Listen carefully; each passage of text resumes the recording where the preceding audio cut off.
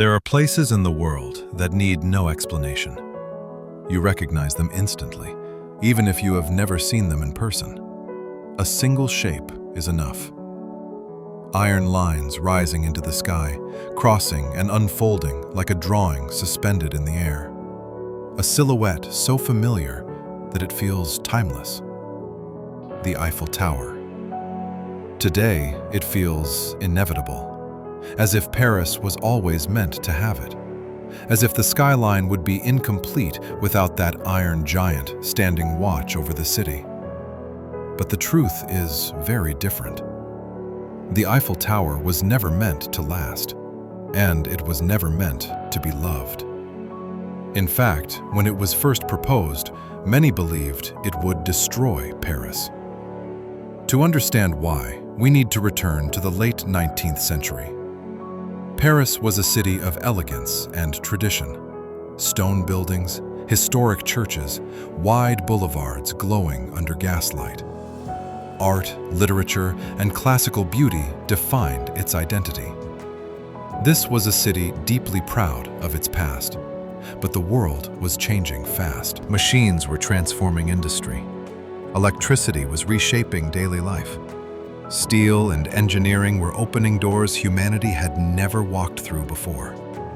Nations were racing to prove their power through innovation, not just armies. France wanted to lead that future. In 1889, Paris would host the Universal Exhibition, a global event designed to showcase progress and technological dominance. France needed a centerpiece, something bold enough to silence the world. That is when an extraordinary idea appeared. A tower made entirely of iron. More than 300 meters tall, taller than anything humanity had ever built. Not a cathedral, not a palace, but a raw industrial structure reaching toward the sky. The reaction was immediate and fierce. Artists, writers, and intellectuals were outraged. They called it ugly, mechanical, soulless. They said it would ruin the skyline and humiliate the city. Newspapers mocked it. Petitions were signed demanding its cancellation. They called it an iron monster, a factory chimney, a disgrace to Paris. But despite the protests, construction began. In early 1887, the ground was broken. Foundations were dug deep, designed to withstand wind, rain, and time itself. 4 massive pillars were anchored with extreme precision, each calculation exact down to the millimeter. Thousands of iron components were manufactured off-site, labeled and transported like pieces of an enormous puzzle. Nothing was improvised. Everything was planned. As the structure rose, workers climbed higher and higher. Without modern safety gear, without harnesses, they walked narrow beams as the wind tore through the scaffolding. Every step was dangerous. Every day demanded courage. Yet discipline ruled the project. Safety standards were unusually strict for the era, and against all odds, in over 2 years of construction, only 1 worker lost his life, an astonishing number for that time. Slowly, the tower began to dominate the skyline. At 50 meters, people complained. At 100 meters, they stared. At 200 meters, Paris fell silent. Nothing like this had ever existed. By early 1889, the tower was complete. Over 300 meters of iron stretching into the sky. When its creator climbed more than 1,700 steps to the top and raised the French flag, it marked a turning point in history. The impossible had been built. Then came the world. When the Universal Exhibition opened, millions of visitors arrived from every corner of the planet.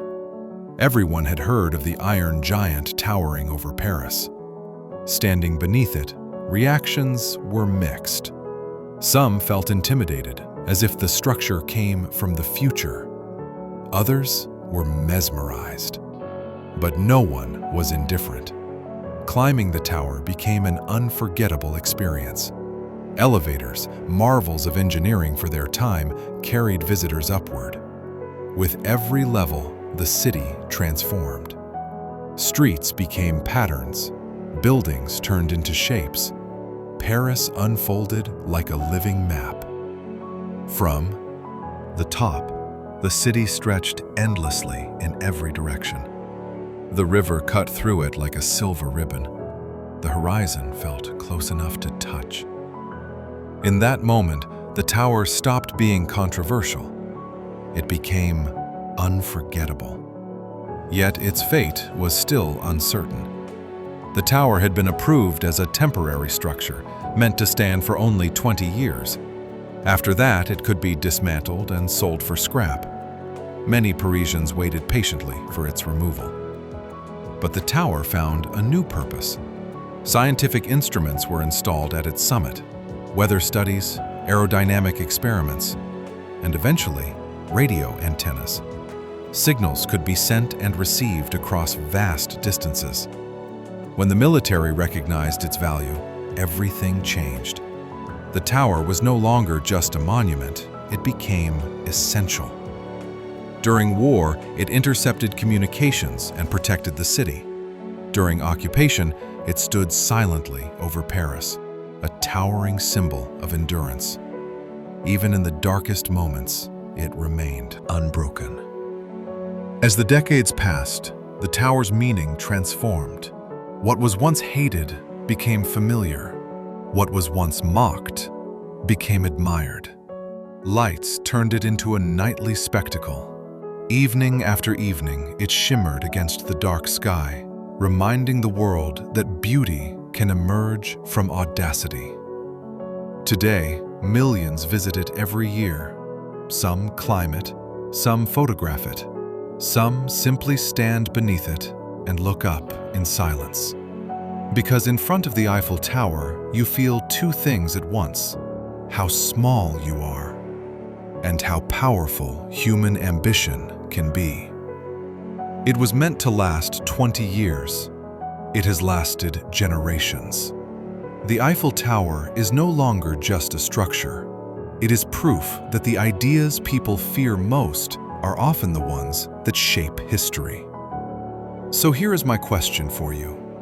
If you were standing beneath the Eiffel Tower right now, would you feel its beauty more, or the courage it took to build it? Tell me in the comments.